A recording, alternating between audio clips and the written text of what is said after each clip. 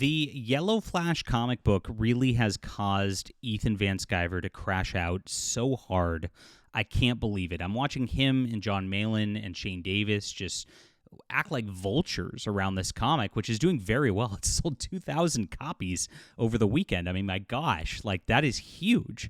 It's something that these guys wish they had, and they're really, really sad because of this. And it's really doubly sad because we had this movement going.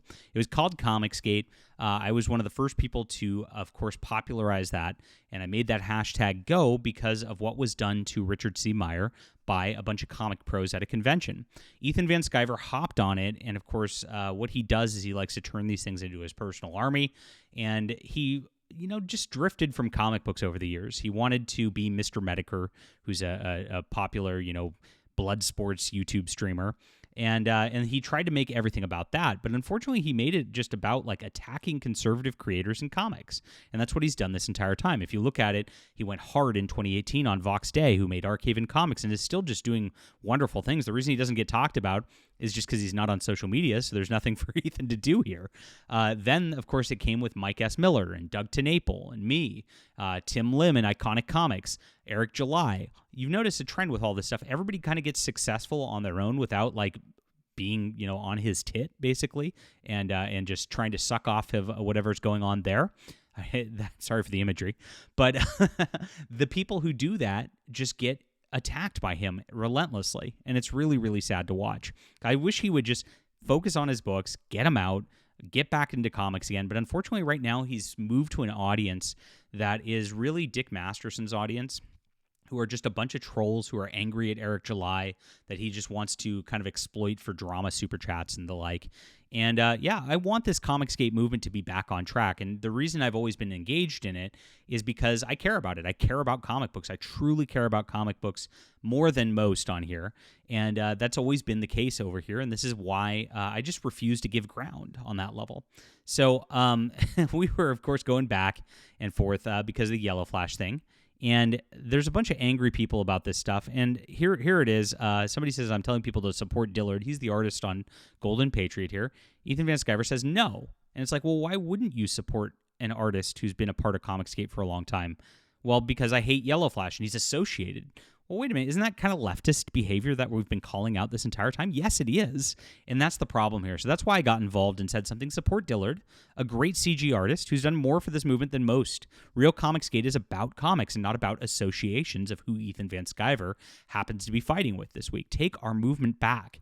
And so that's what we're trying to do here, guys. So if you want to take the movement back, if you want a real comic book movement here, you have found the right spot. Your boy Zach failed. He just became this like grumpy old dude who's just bitching about everybody's YouTube channels. Ethan Van Sciver failed. He just became this grumpy old dude who's just whining about Eric July and anybody even remotely. Remember, this isn't even really about Yellowflash. It's about Eric July platform Rippasend, and Yellowflash happens to be on there. So it's really an association of an association of an association that's got him this angry. And they've been spending all weekend trying to tear down this comic launch. I mean, it's very weird. Why would you do that? Make your comic books, guys. Meanwhile, we've been making great comics. I've got 9 in development right now, and you might have not heard of the one that Ethan Van Sciver's going off on because I have so many. I just like I can't just promote one. I get a comic out and I go. I get a comic out and I go. That's why it's better to be over here, because we're really just got a lot of stories for you guys, and it's really cool. This is what professionalism's about. Jeff Johns comes out with a new comic book every month, maybe 3 or 4 of them every month, right? Eric July is coming out with something new every month, right? And so that's what the comic book media has always been, and that's what comic books should be again. So we're working on this, guys. The more of us we can build, we can lift more boats, we can make more comics. This is the spot to be, and I'm so glad you're here. Join my newsletter. It's in the description below. I give 3 free books for joining, and this way you guys stay in touch with me. You never know how all these algorithms are going to be, and I really appreciate it. We've gained like 300 new newsletter subscribers in the last week as we're building here, and of course, that's just going to do great for the comics. And once we get our next thing going on Fund My Comic, which I just did my print run for the last one, the Emerald Array. If you backed that, those are going out in the next couple weeks. Really appreciate you guys. And as we grow, people bleed over to fund my comic, and we're going to build this conservative movement of comics that are awesome again. We are going to bring back the likes of Chuck Dixon, the likes of Mike Barron, the likes of great comics that you just don't get anymore. So I really appreciate you. If you want to check out some, they're available on my web store as well. You can go here. I have all of my novels, all of my books. I've got t-shirts, ways to support the channel. We've got them in digital if you want to just read. Like I said, we're about cultivating readers here, and that's the whole deal. And that's actually what Archaven Comics has been all about. So Ethan Van Sciver, because of this, here's where it all goes down. What's the point of a movement if people like you are putting out comics that are complete crap? Rah! Well, this isn't even about my comics. See, this is a sock account of one follower, so of course, it might even be Ethan himself. Having bad comics gets no one excited. The culture trophy phase is over. Oh, wow. So, of course, I just say, look, my comics are better written than anything any CG King will ever make. And those are the ComicsGate Kings, quote. And they made the cardinal mistake that they've always made, which is artists banding together who be like, we don't need no writers. And a lot of them are bitter. Like Ethan's pretty bitter because the Green Lantern run that he worked on gets a lot of accolades for Jeff Johns more than it gets for him.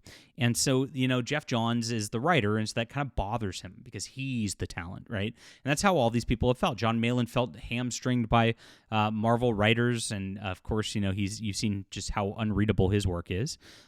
Shane Davis, the same. He used to work with J. Michael Straczynski. I mean, you could tell he's got a chip on his shoulder there. And so this is something where these guys just don't like writers and don't like real stories. You notice their books are never about the stories. Like they never talk about the stories, nothing about that. And so this is where it's at. And so they create these sock puppet accounts to make it look like there's all this, stuff for them. It's very sad. Like, I mean, it's obvious, one follower. Funny stuff. And so I said, my comics are better than that. Absolutely true. And so you go back to what Ethan says, and this is where he gets really weird because I said, hey guys, support these good ComicsGate artists, support good comics. This is what he says to try to undermine me. I like the comic you wrote about the lonely old guy who makes underage ballerina robot that he Fs until the cops come for him. This one, people should read it and enjoy your writing skills. So he means this as a slight and, of course, tries to imply that there's some weird pedophilia sort of thing in here. Now, this is really weird because this is a PG comic that's for all ages. It's an overtly Christian comic. There is no subtext of anything like that in here. And so this is coming from somewhere, but it's coming from his mind that he made up about this, which is very, very bizarre. So this is what he does. He says stuff like this to try to, of course, go at people. And because I'm just saying my comic's really good, he can't handle that, and he has to make a weird, pedophilia claim. I mean, this is just crazy. But this is what I see with Marvel and DC all the time, too, with these artists that have been within the mainstream industry. They all have these weird, perverted fantasies, and if you notice, that ends up in a lot of their talk and a lot of their comments all the time, and it's just gross. And so this is a disgusting thing. And so, I've got the comic right here. It's on Archaven. This is Voxday's website. It's basically a webtoon, but not. And so that way you guys can check out our work. It's really awesome. And so 16 million views. We've done great work. And this is why, of course, ComicsGate would never mention this because they don't want people to find stuff like this. They've got so many, Chuck Dixon's books are on here. I've got my Flying Sparks. I've got it translated into Chinese. I've got Chinese readers. How cool is this? We've been working on international translations of our comic books while these guys are just screwing around on YouTube attacking Eric July, right? It's really, really sad. But this is what we're doing. We're here for the art, guys. And so we've got a lot of beautiful stuff to check out. It makes it easy for all of you. And my Clockwork Dancer's on here, so we can read it together, my friends. So this is in Troon, Scotland, 1898, which is an actual place, if you guys don't know. And you see this guy who is a mad scientist type, and he's created a literal clockwork dancer. Like I said, it's a wholesome thing. Like ballet is a European cultural sort of thing that I wanted to present classic culture because we're about taking back Western civilization in the West, right? So here's our guy. He's our main lead, right? And he's got this dancer who dances. Beautiful, right? And he says it's beautiful. And so he gets a knock at the door. George, what do you want? I told you not to come around to my residence. Dr. Campbell, please, let's talk. Inside, Her Majesty is in peril, and I'm afraid there's no one else who can help. So George shows up, and he's a part of Her Majesty's Secret Service, okay? And so this is actual, again, I did a lot of historical research for this. It's like the writing on this is really top tier. And I made sure that there was a lot of accuracy with what was going on with Queen Victoria's Secret Service, which was kind of like the proto MI6 out there. At the time. And our main character, Dr. Campbell here, is a man who retired from that kind of life and was trying to just like live a peaceful life at this point. He says he just goes by Alistair now. He wants an appointment. He says he's busy, some new invention. That's what we need you for. Professor Billingham, who's an evil mad scientist. I told you to go away. Don't make me call the police. So the police are not being called on him for doing anything weird. He said he's getting invaded by the government. And he says, I don't want anything to do with this stuff. And that's what's going on. So he says, I am the police, at least as your majesties. Your threats will do no good. And then the Clockwork Dancer shows her true capabilities. And she is a war machine, really, which is pretty funny because it's a dichotomy and a sort of juxtaposition to the ballerina dancer thing, which is an arts type of thing, and it's juxtaposing that with a dangerous threat, right? And so, have you been hiding illegal experiments from us? And you know better than to create gadgets in the image of God. And this becomes a theme throughout here. Is like so when you get these robots, like when you get this kind of thing, when you get AI going, like, is it an affront to the image of God, being that man is made in the image of God? So you see the depth that I've gone to create this beautiful setting right here. And he says, I have no excuses. I failed the law, but I promise you my dancer is not evil. And so this becomes the theme about all of this as they talk about it going forward. And it's a beautiful book. Like I said, I've got background research. I've got a beautiful thing right here. I don't know where Ethan Van Sciver's coming up with this thing, but if he sees weird sexual stuff in it, that kind of is just what he's seeing himself. And that makes me really worry about him and where he's coming from. Because as you see, he goes to extremes to try to attack people who are making good comics and tries to get people to denigrate those comics in ways that don't even have anything to do with the comic, just so people won't check them out and read them. And he does it in this passive-aggressive way. I like that comic, right, where he's being sarcastic about it, just to try to, like, obfuscate for himself, too. Very weird here. And I hope he gets help, because if he sees that kind of thing in a PG book where he's trying to push that, I mean, this is the type of stuff that Disney's doing with Star Wars right now, right? I mean, there's the big controversy where they put rape into Star Wars, which is a kid's show, and it's like, why would you do that? And so if he's seeing that, it says something about him. All because Yellowflash made a comic and put it on Rippasend. That's how unhinged this is. Definitely having a big crash out right here, as you can tell. And look, after he posts this, he made a weird accusation like it's a weird pedophilia thing, and then blocked me so I can't respond. And this is how you know our movement's winning. This is how you know that we're a big influence here, and how he's completely afraid of us. And so we're growing, guys. This is an awesome spot to be. If you truly love comics, if you wanted ComicsGate to be something special, listen, you saw just how in-depth this was. This is like 3 pages of the comic, and I just gave this whole background of how much went into the writing of this, which is so far beyond what any of the ComicsGate... I mean, he made a robot frog book where it's in The Walking Dead, right? And I made this beautiful thing that has like theology questions to it, that has historical research to it. I mean, it's a very different thing, right?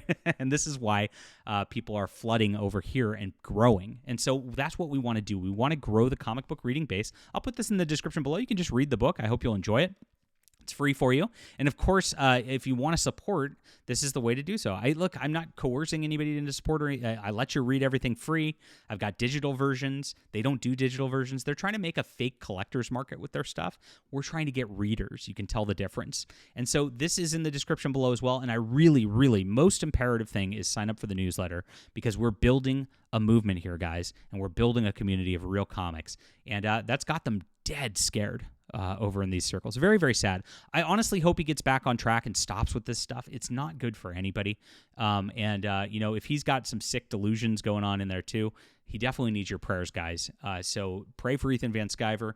Let's get ComicsGate back on track, and let's make comics great again. Thank you for being here, guys. I hope you enjoyed my analysis of Clockwork Dancer. It was fun to make this video. I really appreciate you, and we'll be back soon.